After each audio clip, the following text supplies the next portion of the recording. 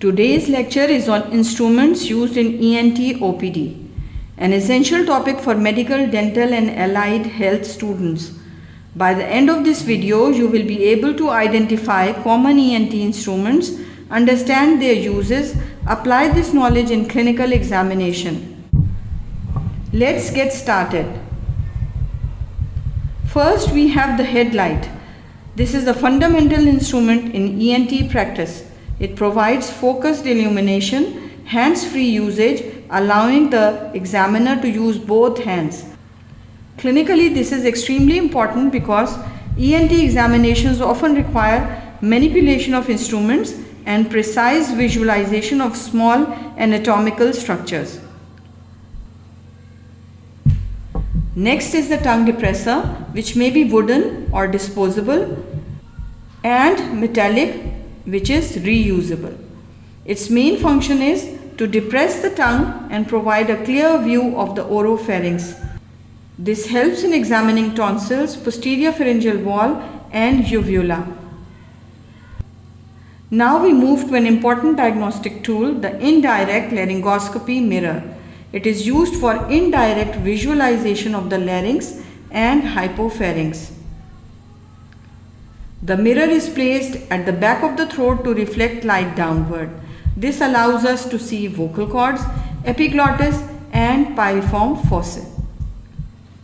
This is called indirect laryngoscopy because we are not directly visualizing the structures but seeing their reflections. It helps diagnose vocal cord paralysis, tumors and inflammation. For nasal examination, we use nasal specula, including Thudicum's nasal speculum and Killian's nasal speculum. Their function is to dilate the anterior nares for better visualization of the nasal cavity. This helps in assessing nasal septum, turbinates, presence of polyps or discharge. Next is the St. Clair Thompson mirror used for posterior rhinoscopy. This instrument helps visualize post-nasal space and posterior choanae. It is particularly useful in detecting adenoids or any other nasopharyngeal masses. Though now often replaced by endoscopy, it is still important for exams and basic understanding. Now we have Tilley's forceps. These are used for inserting or removing nasal packing, removing foreign bodies from the ear or nose.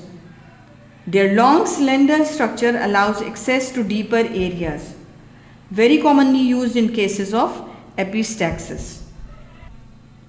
Moving to ear instruments, first is the oral speculum. It is used to visualize the external auditory canal and tympanic membrane. It is inserted into the ear canal to widen it for better examination. Key structures seen are ear canal and tympanic membrane. Next is otoscopy, performed using an otoscope. It provides magnified view and better illumination. It helps assess tympanic membrane integrity, presence of fluid, infection or wax. These are Hartmann crocodile or alligator forceps. They are used for removing earwax or extracting foreign bodies. Their unique jaw design allows precise gripping inside the narrow ear canal. Next is the Jobson Horn probe. It is mainly used for removing impacted earwax and exploring oral masses or polyps.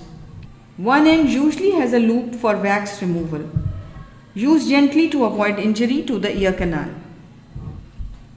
Finally, we have the 512 Hz tuning fork. This is a diagnostic tool, not just an instrument. It is used to differentiate between conductive hearing loss and sensory neural hearing loss. Common tests include Rinne's test and Weber's test. That brings us to the end of today's lecture. I hope this helped you clearly understand the common instruments used in ENT OPD. If you found this video helpful, like, share and subscribe to my channel. Let me know in the comments what topic you'd like next. Thank you.